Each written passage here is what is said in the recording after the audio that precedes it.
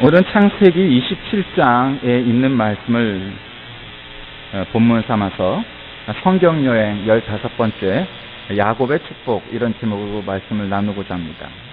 우리가 오랜만에 오늘 야곱의 축복이라는 제목의 복음성가도 불렀습니다. 우리가 믿음을 논의할 때, 그리고 특별히 구약성경에서 보면 아브라함과 이삭과 야곱의 하나님 이런 거 족보 얘기하죠. 우리나라 사람만큼 족보 좋아하는 사람들 어디 있습니까? 나는 성경도 사실은 아담으로부터 예수님에게 또 예수님으로부터 종말에 이르기까지 이 믿음의 족보를 낱낱이 사실은 그 오랜 세월 동안 이렇게 족보를 자세하게, 그리고 뭐 족보뿐만 아니라 역사와 문학을 담은 이런 책이 어디 있겠습니까? 그런데 그 중에서 야곱은 좀 특별한 점이 있는 인간입니다.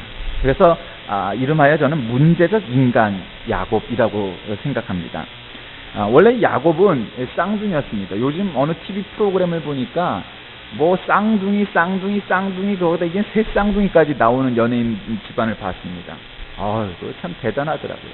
우리도 뭐 쌍둥이는 아니지만 한 1년 반 차이 나는 아이들을 이렇게 계속 키우다 보니까 기저귀 여기 갈아주고 저기 갈아주고 했던 적이 있어서 그 엇비슷한 일은 겪어봐서 압니다. 그런데 야곱과 에서도 쌍둥이였는데, 특별히 에서가 형이었고 야곱이 동생이었습니다.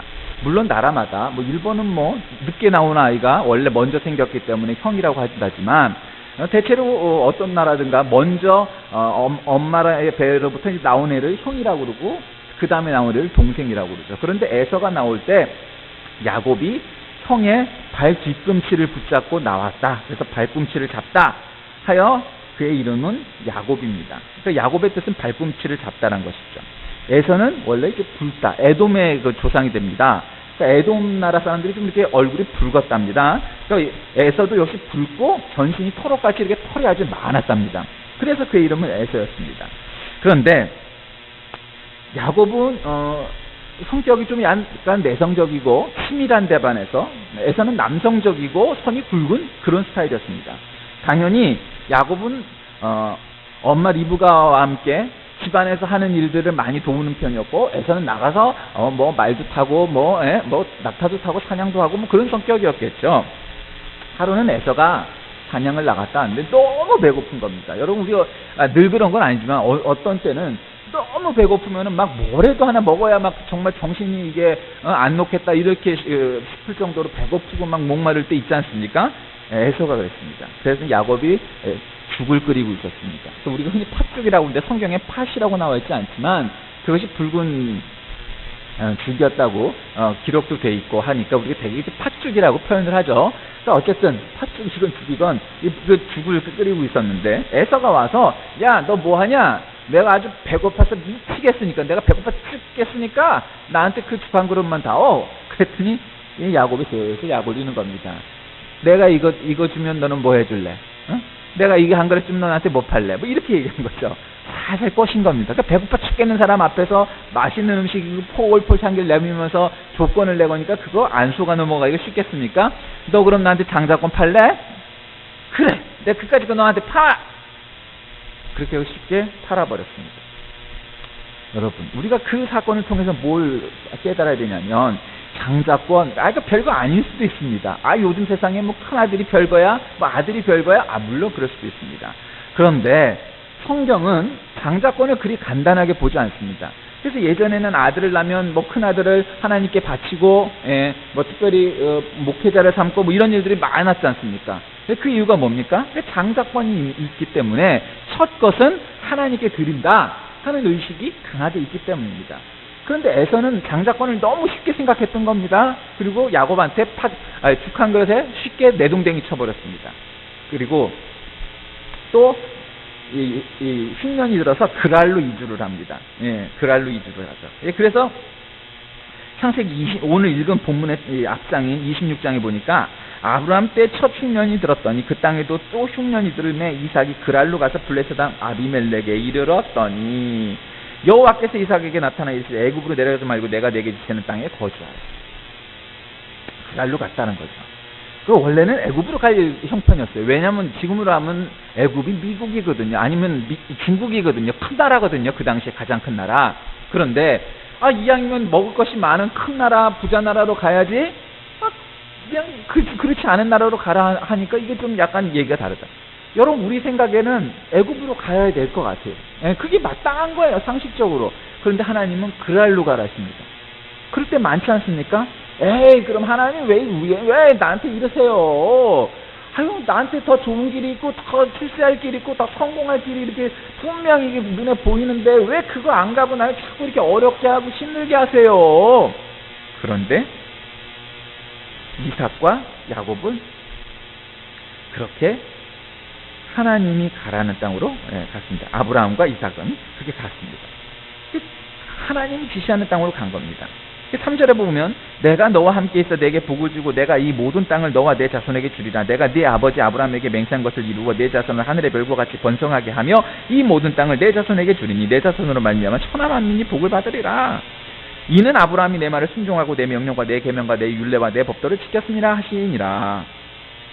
그러니까 더 우리가 생각할 때 상식적이고 좋은데 안 가고 하나님이 가라는 대로 가니까 복을 받았다 이 얘기지 않습니까? 그죠?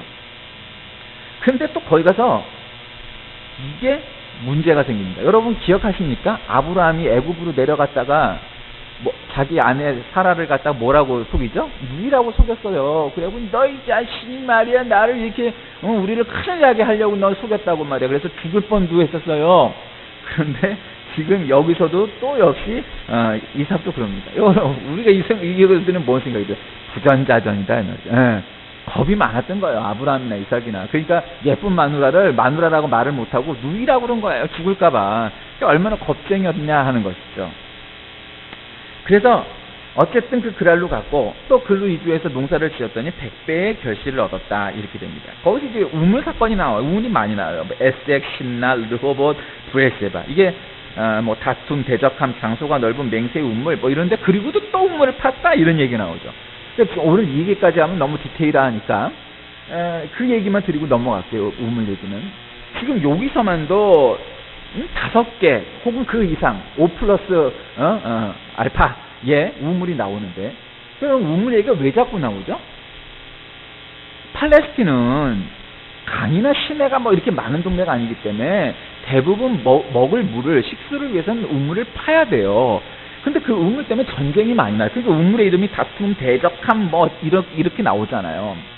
그리고 또 그 우물이 대적의 문제뿐만 아니라 하나님과 사람과의 관계에 있어서 하나님 거기를 한번 쳐봐라. 한번 거기 뚫어봐라. 거기서 물이 솟아나올 것이다. 이런다 이 말이죠. 우리나라처럼 조금만 파면 물 나오는 땅이 아니고 아주 오랫동안 깊이 파야 되니까. 우물은 계속 파야 된다는 거죠. 우리말에 그런 속담 있죠. 한 우물만 파라. 그래. 그건 이제 이것저것 찝쩍대지 말고 한 길을 걸어가라는 의미죠.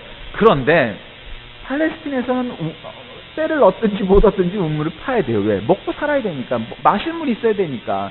여러분 유목민이 가까운 데로 이렇게 옮겨 다닐 때는 거기 우물이 있는 걸 아니까 반나절 한나절은쯤은 가겠지만 나를 수 있겠지만 그냥 내가 알고 있는 우물이 너무 멀면 안 되잖아요. 그러면 어느 정도 이 사람들이 유목을 다니는 것은 풀이 있는 곳을 찾아다니긴 하지만 물이 있는 곳, 즉 우물을 중심으로 해서 실어 나를 수 있는 거리를 계산하고 그렇게 간단 말이에요. 여러분 어떤 분들은 가끔 이사를 할 때 교회당에서 너무 먼 곳으로 이사를 가기도 해요. 그러면 사실은 옮기는 게 좋아요. 어떤 면에서는 자기가 그래야 더 신앙생활을 열심히 잘할 수 있는 거죠. 우물이 그렇게 중심이 되는 거죠. 삶에. 여러분의 영적 우물, 여러분의 영적 우물이 되는 교회는 어떠십니까? 그리고 또 영적 우물 되는 하나님의 말씀, 성경, 그리고 여러분의 삶의 중심인 영적 우물은 어디에 있습니까? 참 그것이 한번 생각해보는 하루가 되시길 바랍니다. 그랬고 또 뭔 얘기가 나오냐면 에서는 아내를 얻는데 둘을 얻습니다. 첩을 빼고 정시간에 유딧과 바스맛인데 이 사람들이 다 어떤 여자들이냐면 이방인들이었습니다. 그 얘기가 나옵니다. 자, 그리고 이제 오늘 이제 본문 27장으로 넘어갑니다. 아버지 이삭이 그에게 이르되 내 아들아 가까이 와서 내게 입맞추라 이러죠. 자, 내 아들아 야곱에게 가까이 와서 내게 입맞추라. 여러분, 아버지에게는 어떻게 해야 돼요? 가까이 있어야 됩니다. 가까이. 그러니까 부모를에게 효도하는 거는 뭐 맛있는 거 많이 해드리고, 뭐 비싼 거 많이 사드리고, 물론 중요하죠. 근데 그것보다 더 중요한 게 뭐예요? 가까이 있어야 돼요. 우리가 신앙생활 잘하는 건 뭐예요? 교회 가까이 있어야 돼요. 그리고 또 하나님 가까이 있어야 돼요. 무엇보다. 하나님과 나와의 거리가 무엇보다 우리에게 중요한 겁니다. 하나님과 가까운 사람은 고난이 와도 문제가 생겨도 큰 걱정할 필요가 없어요. 근데 문제는 뭐냐? 하나님과 가까이 있지 않은 사람들이 문제가 생겼을 때 그게 문제인 거예요. 그 문제는 문제가 아니라 하나님과 가까이 있느냐 가까이 있지 아니하느냐에 따라 문제가 있는 거예요. 근데 가까이 있으니까 어떤 일이 돼? 내게 입 맞춰라. 여기서 입 맞추라는 것은 이제 물론 이제 뽀뽀해라 이런 인사죠. 그러니까 불어에도 엉그라스에 뭐 있고, 영어에도 영어 발음이 뭐죠? 갑자기 생각이 안 나네. 하여튼 불어 발음의 엉그라스가 뭐냐면은 인사하다, 입 맞추다, 껴안다, 이게 다 같은 뜻을 갖고 있단 말이에요. 그러니까 입 맞춰는 내게 인사하라 이 말이죠. 그가 가까이 가서 그에게 입 맞추니 아버지가 그의 옷에 향취를 맡고 그에게 축복하여 이르되, 오늘 야곱의 축복도 불렀고, 설교의 제목도 야곱의 축복이죠. 그러니까 축복하여. 그러니까 축복이란 게 뭐예요? 하나님 우리에게 축복을 해주시나요? 아니죠. 하나님 우리에게 복을 주시죠. 축복은 뭐예요? 복을 비는 거죠. 그러니까 축복은 사람이 하는 거고, 복을 주시는 건 하나님이 하시는 거죠. 그에게 축복하여 이르되, 사람이 했으니까 내 아들의 향취는 여호와께서 복 주신 밭의 향취로다. 하늘의 이슬과 땅의 기름짐이며 풍성한 곡식과 포도주를 내게 주시기를 원하노라. 한마디로 뭐예요? 너 부자 되라. 너 하는 일마다 만사 형통해라. 이 얘기죠. 그러니까 만민이 너를 섬기고 열국이 내게 굴복하리니. 그러니까 부자가 되고 힘이 강해지면 당연히 열국이 굴복을 하고 주위 사람들이 순종하게 되겠죠. 힘이 있으니까. 내가 형제들의 주가 되고. 이게 중요해요. 뭐예요? 형제들의 주가 되고. 이 사건이 결국 뭐가 돼요? 예전에 장자권을 팔았던 사건과 연관이 되죠. 내 어머니 아들들이 내게 굴복하며. 형제들 중에서도 네가 대빵된다는 거죠. 너를 저주하는 자는 저주를 받고, 너를 축복하는 자는 복을 받기를 원하노라. 이렇게 얘기합니다. 자, 여러분, 이 사건은 아까 장자권을 팔아넘겼던 것처럼 지금 이 시간도 에서가 사냥하러 갔어요. 그 사이에 이삭이 이제 막판이 된 걸 알고, 자신의 끝을 알고, 야, 내게 먹을 것 좀 해와라. 이제 마지막을 장식하려고, 그리고서 자기 장자인 에서에게 마지막 장자권을 축복하려고, 한마디로 축복 기도를 하려고 그렇게 마음을 먹었더니 이 리브가와 야곱이 마음을 갖다가 살짝 달리먹고 했어요. 야곱이 문제적 인간이에요. 얄미워요. 얍삽해요. 얍삽해요. 지혜롭기는 뱀처럼 지혜로워요. 그 야곱은 참 이게 신앙적이냐 하면 안 그럴 수 있어요. 그런데 여러분, 성경에 이런 사람의 행적이 낱낱이 아주 까발려져 나와 있는 까닭이 무엇일까요? 우리는 성격이 다 달라서 어떤 사람은 참 그냥 베드로처럼 강직하게 죽어두고 못 먹어두고 하는 사람이 있는가 반면에 야곱과 같이 여러 때는 지혜롭게 머리를 써가면서 사람 눈속임도 하고 적당히 사기도 쳐가면서 사는 사람도 있어요. 그럼 하나님은 그냥 오로지 강직한 사람만, 그런 사람들의 성격만의 하나님일까요? 그렇지 않아요. 타고난 성격, 타고난 달란트, 그거에 따라서 얼마든지 하나님을 섬기고 믿음 생활을 할 수 있지만, 중요한 거는 그래도 아버지 가까이 있는 자가 하나님의 복을 받고 축복을 받게 된다는 것을 우리가 깨달아야 돼요. 내 환경, 내 성격, 내 달란트가 얼마만큼 되느냐 하는 게 중요한 게 아니고, 내 IQ가 얼만큼, 내 아버지의 재산이 얼만큼 되느냐 하는 게 중요한 게 아니라, 내 성격 따위, 환경 따위가 조건 따위가 중요한 게 아니라 아버지에 가까이 있으니까 축복을 받게 됐다는 거예요. 여러분, 아버지에 가까이 계신 여러분 되길 바랍니다. 특별히 하나님 아버지에 가까이 계신 여러분들 되길 바랍니다. 그러면 안 받을 축복도 받게 돼 있다니까요. 이렇게 얄밉게 야곱이 결국 축복을 받게 됩니다. 이삭의 축복을 받게. 그래서 장자권을 받는 거죠, 한마디로. 그래서 이삭이 야곱에게 축복하기를 마치는 야곱이 그의 아버지 이삭 앞에서 나가자 곧 그의 형 에서가 사냥하여 돌아온지라. 이게 드라마나 영화의 한 장면 아닙니까? 딱 축복 다 받고 이제 받을 거 다 받고 돌아왔더니 그때 에서가 들어왔어요. 그러니까 아버지한테 먹을 거 해드리려고 사냥하여 들어온 거죠. 그리고 이제 들어왔겠죠. 그 다음 장면은. 왜? 그러면 아버지 음식 해왔습니다. 저에게 축복해 줘서서. 그랬더니 아니 너 아까 해주지 않았냐? 아니요, 나는 이제 사냥해서 돌아왔는데요. 그럼 아까 걔는 누구야? 아까 야곱이 자기 형 에서처럼 이 털이 많은 것처럼 양털을 갖다가 여기다 하고 털이 많고 부슬부슬하게 하고서 아버지의 눈을 속였어요. 왜? 아버지가 늙었으니까. 눈이 침침하고 귀가 잘 안 들리고 분별력이 떨어지는 노인네를 속인 거예요. 사기를 친 거죠. 야곱이. 그렇게 했다는 거예요. 자, 우리는 오늘 이 말씀 통하여 어떤 교훈을 얻습니까? 제일 중요한 거 아버지께 가까이 있으라. 축복의 거리가 우리에게 중요한 거예요. 두 번째로 열심히 있는 자에게 장자의 복도 받을 수 있다. 여러분, 내가 머리가 나쁘니까 우리 집이 가난하니까 내가 돈이 없으니까 지금 뭘 못할 것 같죠? 예, 어려워요. 맞아요. 사실이에요. 그런데 열정 있는 자에게는 장자의 복, 내게 아닌데도 그 장자의 복도 빼앗아 오는 은혜가 여기 있음을 여러분 명심하시기 바랍니다. 내게 없는 것도 하나님께서 갖다 줍니다. 아니, 내 지갑에 없는 돈이 어떻게 그게 내 돈입니까? 아니요. 믿음 있는 사람에게는 내 지갑에 있는 돈뿐만 아니라 남의 지갑에 있는 돈이 사실은 내 돈이 되게 하는 은혜가 여기 있다는 것을 여러분 기억해야 됩니다.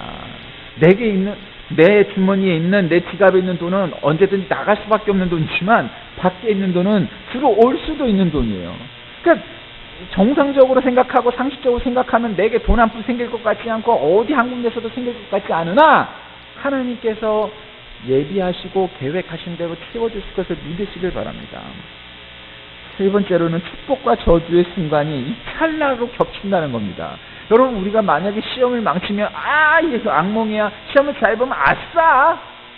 여러분, 삶과 죽음이 동전의 양면이듯 성공과 실패가, 축복과 저주가 동전의 앞뒷면처럼 순간이고 찰나고 그것이 동시다발적으로 거기에 모여 있는 겁니다.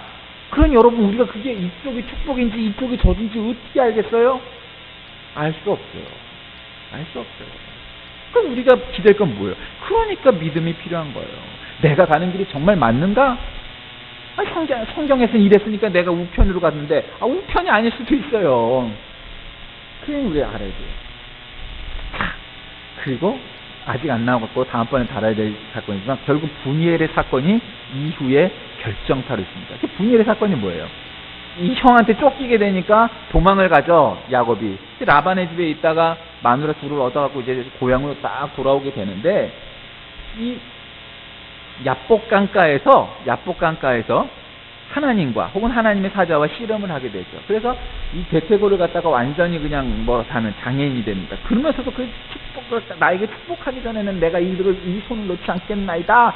그리고 결국은 축복을 아주 끈질기죠. 아주 그냥 지독한 인간이에요, 야곱이. 그러니까 야곱이라는 사람이 가진 것 이상으로 그 열정이 그렇게 강했던 거예요. 나는 한 말 하겠다 그러면 한 거예요. 그러니까 하나님의 복을 받았고 자기 것도 아닌 장자의 복도, 장자권도 그가 받을 수밖에 없었다는 거죠. 말씀을 정리합니다. 장자의 축복, 야곱의 축복, 그건 원래 그의 것이 아니었으나 그의 것이 되었습니다. 어쩌면 그냥 제 생각에 하나님이 보시기에 아이고 에서는 장자권을 그렇게 별것 아닌 것으로 여기는데 너는 어쩜 그렇게 그것을 그렇게 귀히 여기니? 내가 불쌍해서 내가 너한테 주겠다. 아마 그렇게 생각하셨는 것 같아요. 부모가 돼서 자식이 더 쟁쟁거리고 더 우는 아한테 젖 한 번 더 주는 게 아버지 어머니의 마음 아니겠습니까? 야곱은 결국 그런 복을 받았어요. 여러분 문제 있으십니까? 어려움이 있으세요? 야곱처럼 하나님께 길을 쓰고 하나님께 열심을 다해서 하나님 저 이것 좀 주세요. 하나님 저 이것 좀 해결해 주세요. 하나님 이거 응답받게 해주세요. 하나님 이것 좀 해결해 주세요. 붙잡으십시오. 그러면 하나님께서 여러분에게 복을 주실 줄 믿으시길 바랍니다. 기도하겠습니다. 살아계신 하나님, 야곱은 가진 것이 많이 있었지만 그러나 그는 장자의 복도 받길 원했습니다. 그것은 에서의 것이었지만 그러나 결국 그가 얻어내었고 결국 그가 믿음의 조상의 장자가 되었고 계통이 되었습니다. 우리도 그렇게 되게 야곱과 같은 열심, 야곱과 같은 열정, 야곱과 같은 끈기, 야곱과 같은 인내를 갖고 살게 하여 주옵소서. 그래서 오늘날 우리에게 주어진 여러 어려움과 문제들도 이겨나가게 하여 주옵소서. 예수님의 이름으로 간절히 기도드립니다. 아멘.